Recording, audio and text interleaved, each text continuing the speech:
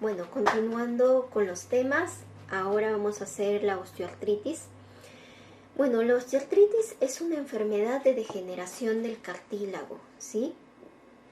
El cartílago articular depende de muchas cosas. Uno, de lo que es el recambio de la matriz articular. Otro es mediado por la multitud de complejo autocrino y paracrino de los factores anabólicos y catabólicos que lleva a los condrocitos a una reparación, remodelación o proceso catabólico. Un cartílago normal es un tejido avascular, alinfático y aneural, liso y elástico a la vez. Permite absorber para disparar uniformemente la fuerza compresiva a través de la articulación. Aquí vemos la estructura del cartílago. Existe una superficie tangencial que llega al 20% de todo su espesor. Existe una parte medial que es la parte más extensa con un 60% en la población, y existe una parte profunda con un 30%. Luego existe la parte calcificada del cartílago y el hueso subcondral. Y más al fondo lo que es la superficie ósea, ya la matriz ósea. Entonces, dentro de esta superficie articular del cartílago existen condrocitos, que van a ser unas células mononucleares que van a estar agrupadas y van a producir las sustancias químicas, proteínas básicamente, para nutrir al cartílago y mantenerlo hidratado. Entonces, los constituyentes del cartílago articular son dos: los condrocitos y la matriz del cartílago, ¿sí? En la matriz del cartílago van a estar lo que produce el condrocito, lo que son el colágeno, ¿sí? El colágeno, que van a estar distribuidos por acá, y los proteoglicanos. Ahora, los componentes normales del cartílago, en un 80% va a estar compuesto de agua, ¿sí? Componentes mayores de la matriz, el 90% del peso seco es proteoglicanos y colágeno, ¿sí? Los condrocitos, 1 a 2% de volumen. Y existen otros factores importantes que básicamente son metaloproteinasas de la matriz, MMPs, la colagenasa básicamente, inhibidores de las enzimas, inhibidores de tejidos de metaloproteasas, las TIM, ¿sí? Entonces, estas son enzimas que en sí van a estar en equilibrio, las metaloproteinasas y las inhibidores de la metaloproteasas, la MMPs y las TIMs. Los condrocitos, como les había mencionado, llegan a un volumen del 2% del total del cartílago. Son biosintéticamente activos, pero relativamente quiescentes. El cartílago está las 24 horas en actividad, ¿sí? Aunque no se vea la actividad externamente. Produce los condrocitos proteoglicanos y una pequeña cantidad de colágeno. Y también son fuente de enzimas e inhibidores de enzimas. Organización estructural: el colágeno, los proteoglicanos y otras proteínas representan el 20% del peso del cartílago. El colágeno representa el 60% del peso en seco, y el colágeno más frecuente, existen 9 tipos de colágenos. La del cartílago es de tipo 2. El colágeno tipo 2 es el colágeno del cartílago. Y los proteoglicanos son la segunda más grande proporción de fase sólida en el cartílago articular y representa del 5 a 10% del peso seco. Los proteoglicanos tienen la función hidrofílica y polar. Los componentes son glucosaminoglicanos, proteínas del core unidos a los GAGs para hacer proteoglicanos, y el ácido hialurónico, unión no covalente. Les menciono por qué estos proteoglicanos, porque dentro del tratamiento ahora está en boga lo que son la glucosamina, el ácido hialurónico y el iononato sódico, que son componentes, si se dan cuenta, del cartílago, que hace falta cuando ya un paciente tiene osteoartrosis. Componentes de los proteoglicanos: glicosaminoglicanos, los GAS, ácidos mucopolisacáridos que son las condritinas, heparinas, queratansulfato, ¿sí? En las proteínas del core unidos a los GAGs, los glicosaminoglicanos para hacer proteoglicanos, es ácido hialurónico para hacer uniones no covalentes y muchos cartílagos comunes son agreganos, ¿sí? Acá vemos toda la estructura de lo que son las fibras de los proteoglicanos, ¿sí? Es una proteína muy grande. El colágeno tipo 2, que es la principal,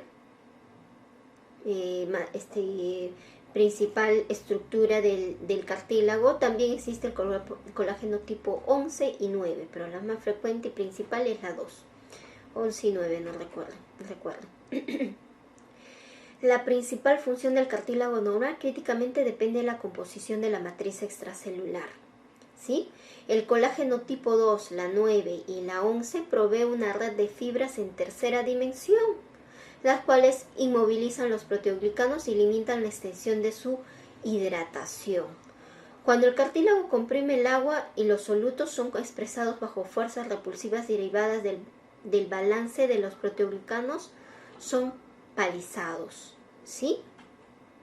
La función del cartílago normal es la rehidratación, restauración de la forma del cartílago. Lo importante es la carga y la descarga. Es importante para el intercambio de proteínas de la matriz y los condrocitos. Y los condrocitos usualmente reemplazan la pérdida de la matriz y las macromoléculas durante el recambio normal. Entonces, los condrocitos secretan proteínas degradativas, las cuales son responsables para el recambio de la matriz. También incluyen colagenasas, que es la metilproteinasa 1, y las gelitanasas, que son la MP2, y las extremolicinas, que es la MMP3, que son agrecanasas, ¿sí? El metabolismo del cartílago está altamente regulado con síntesis y degradación de componentes de la matriz. Como se dan cuenta, hay síntesis y degradación. Es una sustancia altamente activa, pero a la vez quiescente. El equilibrio entre el anabolismo y catabolismo está a favor de la degradación de la osteoartrosis. Cuando hay un desequilibrio entre el anabolismo, hay más catabolismo que anabolismo, lo que sucede es la osteoartrosis, que es una disrupción de la integridad de la red del colágeno que ocurre tempranamente y reduce el hinchazón de los cartílagos. Eso es básicamente lo que ocurre en una osteoartritis. Hay una degradación del cartílago. Si es que esa degradación no solo es una desfibrilación o fibrilación de la superficie, tanto longitudinal, sino también vertical, y llega ya a la fase más profunda del condrocito, llega a la parte del centro de la estructura del cartílago, como vemos acá. Si llega la erosión a este nivel, a la parte media, que es el 60%, ya no hay vuelta atrás. El cartílago es irrecuperable, pero si es solamente tangencial superficial, ese cartílago se logra recuperar o enmendar. Pero cuando ya es mucho más severo, llega a la parte media, ya no es recuperable. Por otro lado, los mecanismos responsables para la degradación no solo son las enzimas, las catalasas que hemos visto ahí, sino también que existen macrófagos sinoviales activados que reclutan polimorfonucleares y establecen lo que es la sinovitis. Es por eso que actualmente la artrosis lo llamamos osteoartritis, porque hay una pequeña actividad inflamatoria, tanto de macrófagos, polimorfonucleares, citoquinas, ¿sí? Aquí vemos los cambios sinoviales dentro de un paciente que se le ha hecho artroscopía, cuya sinovia hay bastante inflamación, hay una infiltración de linfocitos.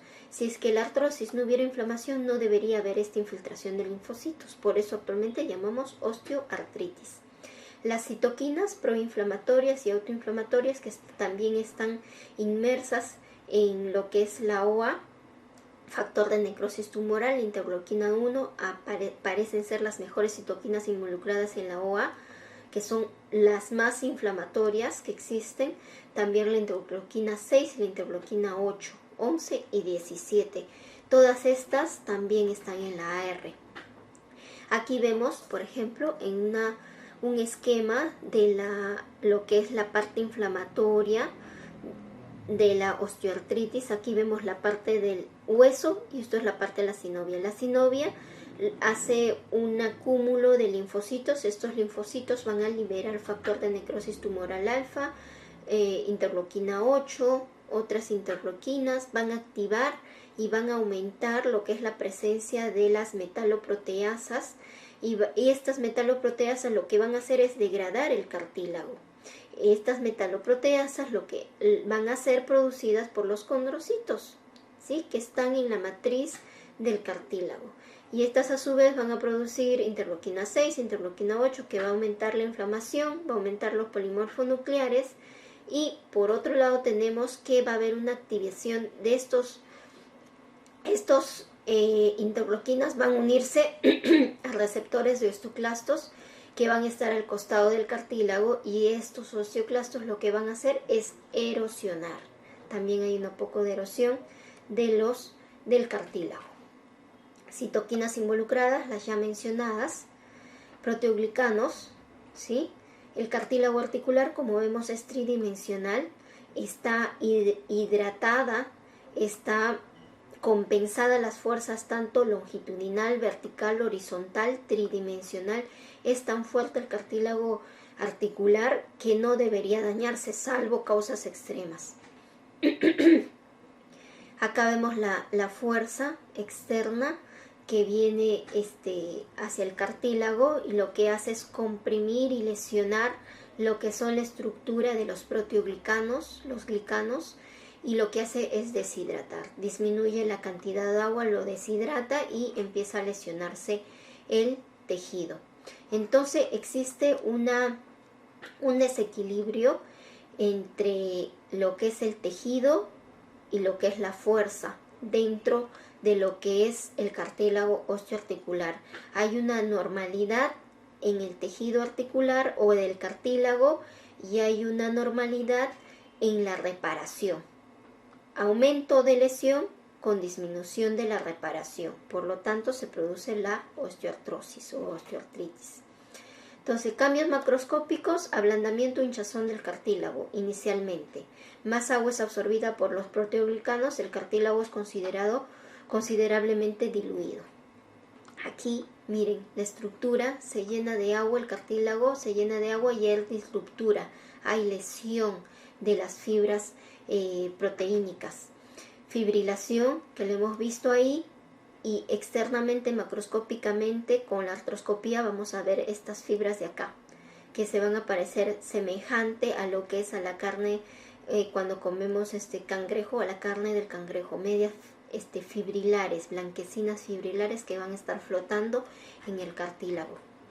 Erosión del cartílago, pérdida progresiva del cartílago, última pérdida de las capas delgadas del cartílago, ¿sí? Vista rústicamente de la cabeza femoral de un paciente en estadio 1 de una osteoartrosis. Muestra un área completa de pérdida de cartílago, ¿sí? Con pulimento o eburnación del hueso evanescente, ¿sí? Es una lesión muy marcada. Y esto es una posición de la superficie eburnada de una unión osteoartrítica. Muestra en la superficie ósea focal necrosis medular, ¿sí? Por acá, ¿sí? Macroscópicamente se ve como un área amarilla, ¿sí? Por acá, ¿sí? Y mire esta erosión del cartílago, ¿sí? Deshilachado. Y estos ya son lesiones anatomopatológicas macroscópicas, ¿sí? Efusiones sinoviales debido a sinovitis sí hay. Hay artritis, efusiones sinoviales en rodilla, en cadera, producto de una artrosis, ¿sí? Simulación osteoblástica, intento de reparación. Estos son cambios macroscópicos en la fase 5. Bajo la base de un cartílago dañado hay una esclerosis subcontral, lo vemos en los rayos X. La línea blanca Esto es una simulación osteoblástica. El cuerpo intenta reparar lo ya dañado, ¿sí? Alrededor del borde de la unión del labio del hueso hay osteofitos fibríticos óseos, ¿sí? Esto es una articulación normal con cartílago, sinovia, bolsa sinovial, cápsula sinovial, el hueso, y esto con osteoartritis, ¿sí? Acá hay una lesión del cartílago, la parte irregular, esclerosis subcondral, alteraciones óseas, inclusive quistes óseos, alteración de la sinovia, ¿sí? Sinovitis, hipertrofia sinovial también hay, ¿sí? No solo hay hipertrofia sinovial en la AR, sino también en la osteoartritis. Cambios macroscópicos, en resumen: primero, ablandamiento e hinchazón del cartílago, luego la fibrilación, luego la total ruptura de las placas, eburnación, quistes subcondralos, esclerosis subcondral y formación osteofítica. Cuando nosotros vemos esclerosis subcondral en la placa, que generalmente es en la etapa grado 1 y 2 de Kellgren y Lawrence, que lo vamos a ver en adelante, miren, ¿en qué etapa ya estamos? En los cambios macroscópicos, no microscópicos. Es ahí que debemos ya iniciar el tratamiento. Formación osteofítica ya es muy tardío. El cartílago, cuando ya está acá, no hay cartílago para recuperar. Entonces, la osteoartrosis para estudios epidemiológicos se define de acuerdo a una definición patológica, radiográfica, clínica. La radiología como estándar es de referencia, ¿sí? El diagnóstico de artrosis es clínico y radiológico. Los grados, según Kellgren y Lawrence, son 5 grados, ¿sí? 0, 1, 2, 3 y 4. Osteofitos, la aparición de estrechamiento del espacio articular, esclerosis y quistes y deformidad son las características clínicas más características anatomopatológicas o radiográficas más prevalentes. Y la medida directa del espacio articular. Eso es un índice muy, muy importante que debemos hacer en la clínica. Entonces, la osteoartritis de manos, básicamente, lo vamos a ver como se muestra en la imagen. Esto ya es una osteoartritis avanzada. Es más, este paciente ya no presenta dolor porque ya pasó su periodo activo. Aquí vemos los cambios característicos de los pacientes con OA de manos, que son los nódulos de Bouchard, que son los nódulos proximales, y los nódulos de Heberden, que son los nódulos distales, de acuerdo al orden del abecedario. La B de Bouchard, la H de Heberden, ¿sí? Este paciente generalmente empieza la patología con aumento de volumen y de dolor y rigidez matutina en las manos y en estas articulaciones interfalángicas proximales e interfalángicas distales con mucho dolor. Después sucede lo que ya hemos visto: ablandamiento, fibrilación, ruptura, eburnación, quistes subcondrales, esclerosis subcondral y formación osteofítica. Acá ya hay formación osteofítica, es demasiado tarde para actuar con este paciente, ¿sí? Por eso hay que basarnos básicamente en la edad del paciente, en la clínica del paciente, para empezar el tratamiento, antes que sea muy tarde. Entonces, según la escala de Kellgren y Lawrence, existen 5 grados: 0, 1, 2, 3 y 4. 0 es normal, 1 dudosa, 2 es mínima, 3 es moderada y 4 es severa, como lo vamos a ver acá. Grado 1, dudosa. El espacio articular aparentemente está conservado, ¿sí? Posibles osteofitos pequeños. En el grado 2, osteofitos pequeños, como vemos acá, y la disminución de espacio articular leve. Aquí los osteofitos ya son moderados, grandes, el espacio articular bien marcado, ¿sí? Y esclerosis subcondral. Y en el 4 grado ya es severo, grandes osteofitos, marcada disminución de espacio articular con esclerosis subcondral acá. Y generalmente los pacientes ya en grado 4,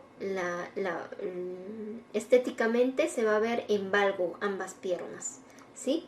Y según los criterios del ACR, el diagnóstico de artritis o osteoartritis se hace presencia de dolor edad más de 50 años, rigidez matutina menos de 30 minutos, crepitación de la articulación evaluada, hipertrofia articular y ausencia de inflamación. Quiere decir BCG menos de 20 o PCR negativo, menos de 0.5. Espacio articular, como vemos acá, disminuido, osteofitos, esclerosis subcondral. Esto, lo que vemos acá ya es cirugía. ¿Qué podemos hacer ante esto? Mucho dolor, muy intenso. Lo que hay que hacer es una artroplastía. Lo derivamos al traumatólogo. Entonces, en la osteoartritis es un desorden articular, ¿sí? Básicamente del cartílago. Está presente en 27 millones de personas en Estados Unidos sintomáticos, ¿sí? Están evaluando a los sintomáticos. Probablemente se reflejan de acuerdo a la edad, a la obesidad.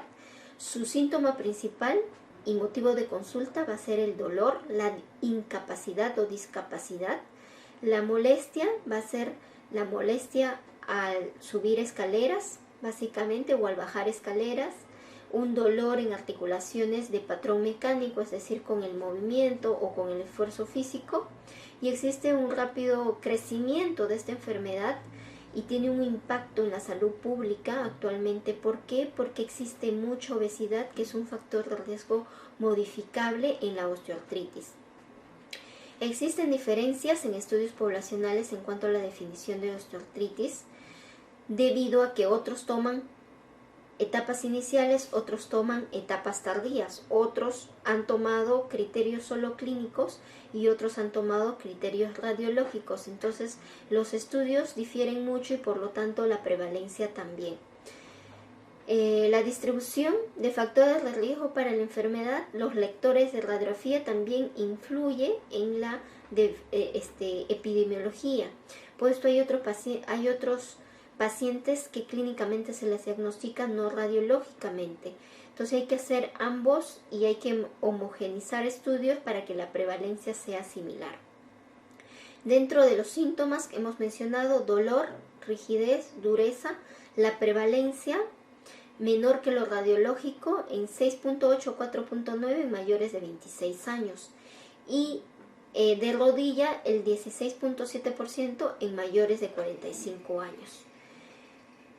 La prevalencia y la incidencia, como había mencionado, varía. En el estudio de Framingham, más o menos cerca al 20% en pacientes mayores de 45 años en artrosis de rodilla. En el de Johnson, cerca al 30% en pacientes mayores de 45 años, pero en artrosis de cadera. En los NANES-3, que es un estudio de la salud y nutrición que se dio muchos años atrás, el 47% de los pacientes mayores de 60 años tenía artrosis de rodilla. Casi la mitad de los pacientes mayores de 60 años tienen artrosis de rodilla. OA de caderas, menos común en rodillas y menos en manos. Fracturas osteoporóticas, 67% en mayores de 65 años, según este estudio. Y mayores de osteoartritis en cadera en el estudio de Johnson en un 27% de los pacientes mayores de 45 años. Entonces, esto es la parte epidemiológica y como se dan cuenta, la osteoartrosis no solo es una patología de adultos mayores, también es una patología de jóvenes, según el estudio de Framingham. Existe una prevalencia cerca del 15%, pero es importante, ¿sí? ¿Por qué? Porque existen factores de riesgo modificables que vamos a ver en adelante. Como sabemos, es multifactorial, ¿sí? Existen factores locales y factores sistémicos. Factores sistémicos o no modificables, la edad, mayor de 50 años, género, más frecuente en mujeres. La raza, etnicidad no tiene nada que ver. En los estudios, la genética sí. Hay un tipo de osteoartritis erosiva en manos que es heredada a los familiares, más o menos 2 veces más frecuente que el que no la tiene en familiares. La dieta también, dieta tóxica, comida chatarra, refieren que aumenta lo que es la obesidad, ¿sí? Locales, obesidad, injurias quirúrgica, ocupación, también ocupación, actividades que cargan mucho peso, actividades extremas, actividad física, deportes, mecánicos, factores mecánicos, ¿sí? Factores de alineación. Hay pacientes que estéticamente pues tienen una rodilla en valgo o en varo y eso exaspera o hace daño al cartílago, la estructura del cartílago articular de las rodillas.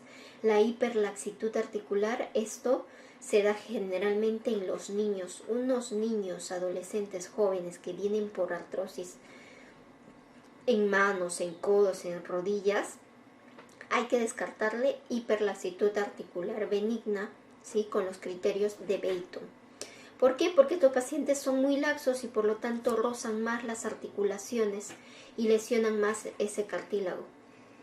Entonces, ¿quiénes son susceptibles a la osteoartritis? Características técnicas, muy poco, sexo femenino, edad, densidad ósea, los estrógenos, factores nutricionales, la obesidad, injuria articular, daños musculares, ¿sí? Aumento de la incidencia y de la prevalencia es de acuerdo a la exposición del factor de riesgo y de acuerdo a la edad, ¿sí? Existe un estudio que dice que tomaron o dosaron lo que son estrógenos en los pacientes y 15% tuvo menor probabilidad de requerir artroplastía del rodillo de cadera, pero la combinación de estrógeno y progestina no fue asociado con el riesgo de reemplazo articular. Significa que a los pacientes que tienen mayor cantidad de estrógenos hay una mayor protección de estos, ¿sí? Pero son estudios aislados, ¿sí? En cuanto a la raza y a la etnia, la prevalencia de osteoartritis y patrón articular varía entre el grupo racial, ¿sí? En los chinos, predominantemente lo menos frecuente es OA de manos y de cadera, menos frecuente. En los de Framingham es más frecuente en los blancos. En los de Beijing, mayor prevalencia de OA de rodilla sintomática y radiográfica. Y en los de Nanes Johnson es similar de común en blancos y afroamericanos, ¿sí? Bueno, esto según los grandes estudios epidemiológicos en poblaciones gigantes que se han hecho, ¿no? En cuanto a las condiciones genéticas, hermanos y familiares tienen componente hereditario en un 50-65%. Anomalías del desarrollo congénicos favorecen la osteoartrosis, por ejemplo, la enfermedad de Legg-Calvé-Perthes, la epífisis capital femoral, poca cantidad de artrosis en la población, ¿sí? En algunas poblaciones no tienen artrosis. Lane, el ángulo final central o la displasia acetabular se asoció a 3 veces más riesgo de OA de cadera, ¿sí? La dieta, la 25-hidroxivitamina D refiere mayor riesgo de OA con valores menores de vitamina D. Los valores de vitamina D más o menos son menos de 20 es un déficit severo, menos de 25 moderado y menos de 30 aceptable. Todo paciente con déficit de vitamina D corre el riesgo de tener más osteoartrosis, según este estudio. Fracturas osteoporóticas, menores valores de desarrollo de osteoartrosis de cadera con terciles menores de vitamina C, de vitamina D sérico.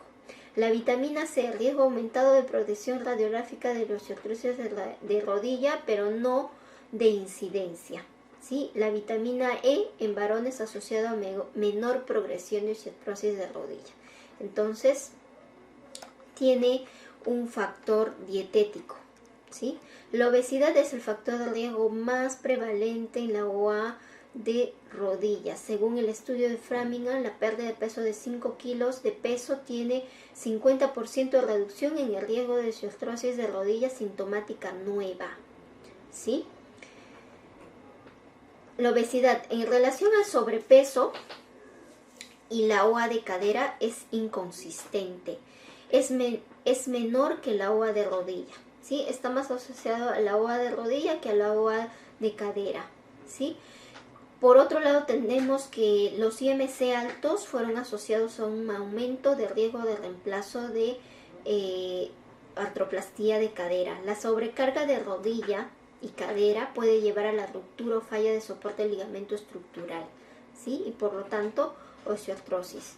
Injuria quirúrgica, fractura transarticular, ruptura de meniscos que requiere meniscectomía o ligamento cruzado anterior puede resultar un incremento significativo de riesgo de futura osteoartrosis y sintomatología del músculo esquelético. La ocupación también es un factor de riesgo, uso repetitivo de articulaciones en el trabajo, agricultores, los nódulos de Heberden, las personas que trabajan manipulando con las manos, trabajo de pincel, ¿sí? Osteoartrosis de interfalángicas distales. En el estudio de Framingham, el riesgo de OA de rodillas 2 veces mayor en varones que tienen una actividad que implica estar agachados. Actividad física del deporte, resultados conflictivos, ¿sí? Corredores con mayor riesgo de OA de rodilla, mayor riesgo en futbolistas de OA de rodillas, mayor riesgo en personas con mayor actividad física que los sedentarios, hasta 8 veces de riesgo. Ausencia de injuria aguda, recreacional moderado, caminata, estimulación, no se ha asociado a incremento de riesgo de OA. Factores mecánicos, la fuerza muscular OA en relación compleja, es como les dije, es multifactorial. La debilidad muscular como factor de riesgo para OA de rodilla, atrofia de cuádriceps como factor de riesgo de OA de rodilla. Dominic vio la asociación inversa entre fuerza de dedo y OA de metacarpo falángica. La máxima fuerza ejercida en las articulaciones específicas puede influenciar en el desarrollo del OA en estas articulaciones. El alineamiento de la OA de rodillas como factor de riesgo para la distribución de peso. Sharma vio la presencia de preexistencia de OA de rodilla, anomalía en la alineación anatómica y vio la asociación inversamente contra el deterioro del compartimiento donde hay mayor presión. La rodilla en varo con factor de riesgo es un factor de riesgo 5 veces más en progresión lateral de la osteoartrosis, ¿sí? Del compromiso del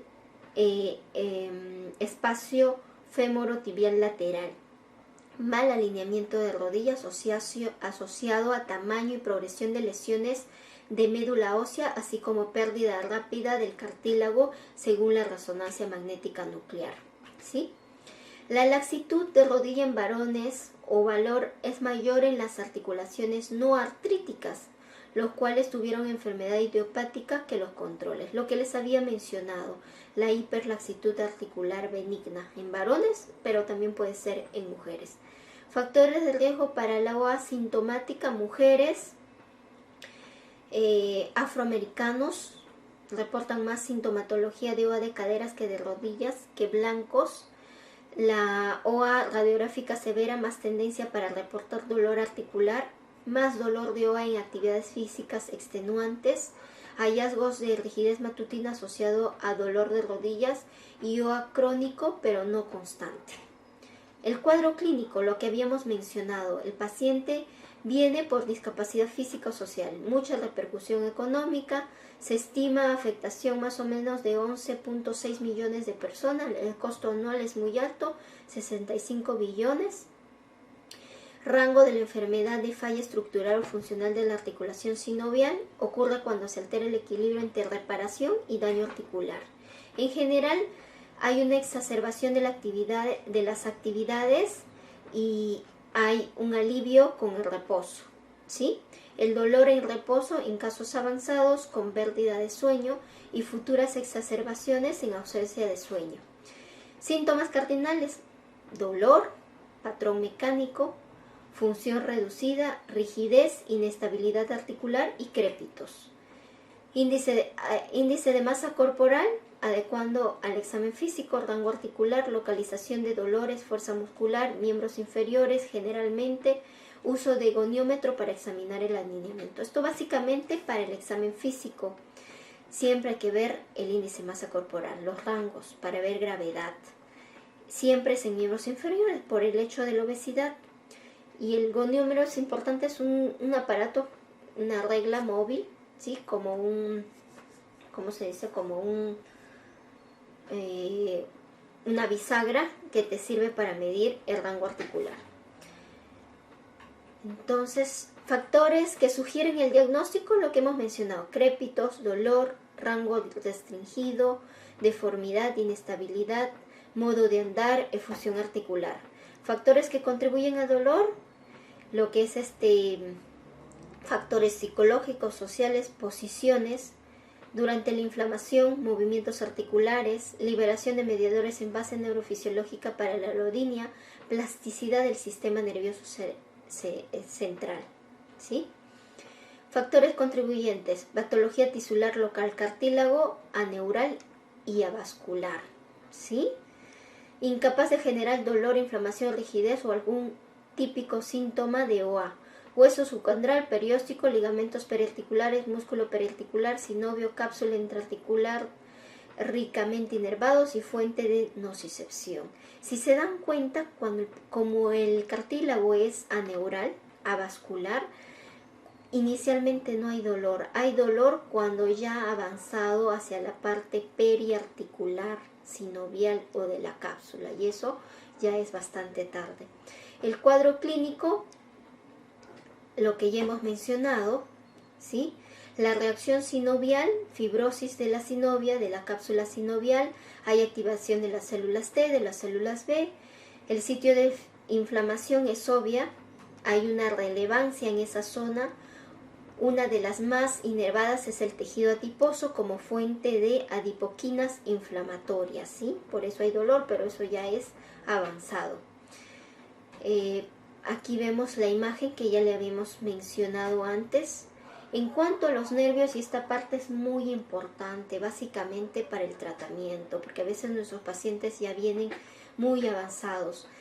Luego de la injuria articular en la cual hay una ruptura de ligamentos, los nervios renervan los tejidos blandos suaves que contienen una sustancia sobreabundancia de analgésicos, tales como sustancia P y péptido relacionado al gen de la calcitonina.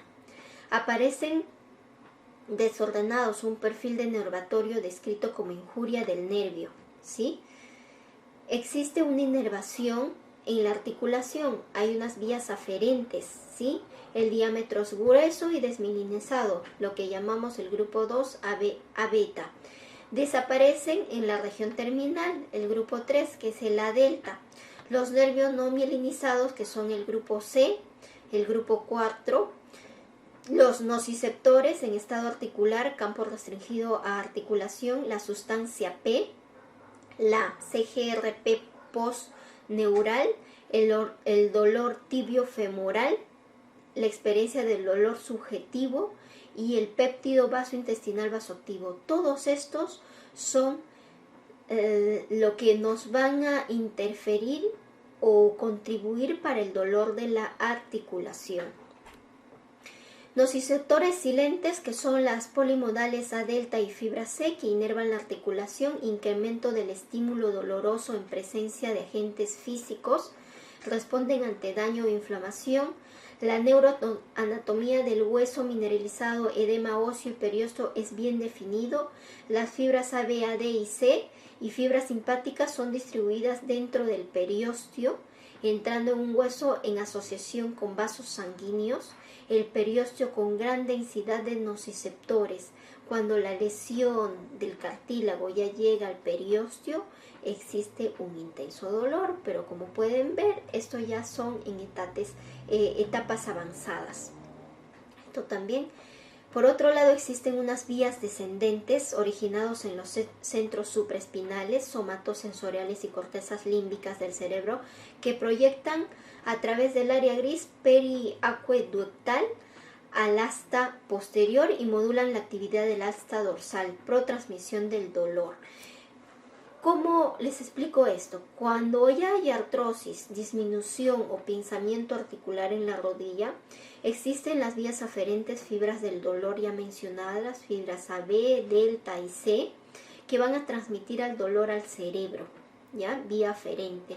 Llegan a las somatosensoriales y cortezas límbicas y ahí existe un stop, una modulación del dolor. Dice, no, es demasiado dolor y lo que hacemos es reprimir el dolor y la respuesta de dolor es mínima. Pero ya cuando esa respuesta nociceptiva, dolor nociceptivo, con el tiempo, porque hay una disminución del espacio articular, no hay cartílago, se vuelve un dolor tipo mixto, un dolor neuropático, ¿sí?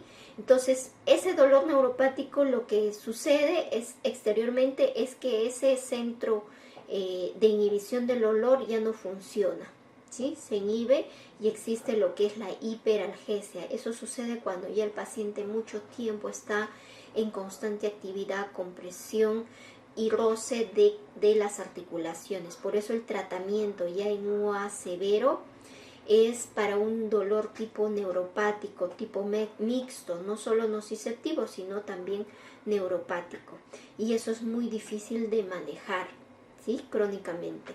Es por eso que el tratamiento debe ser temprano. Estas imágenes nada más es para que se dé cuenta en un OA de manos normal. Aquí,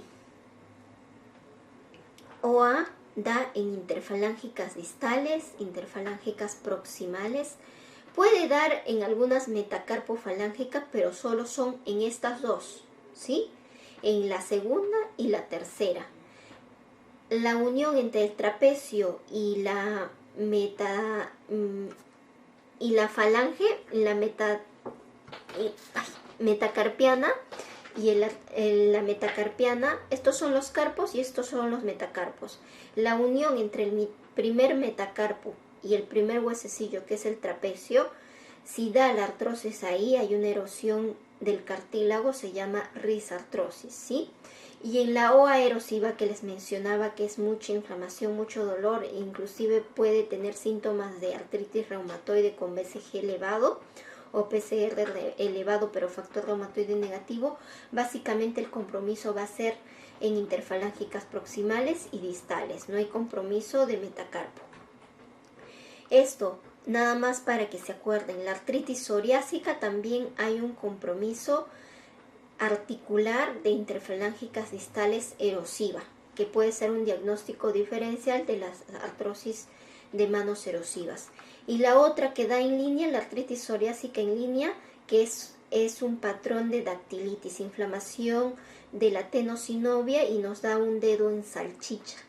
Da artritis, osteitis y inflamación periarticular.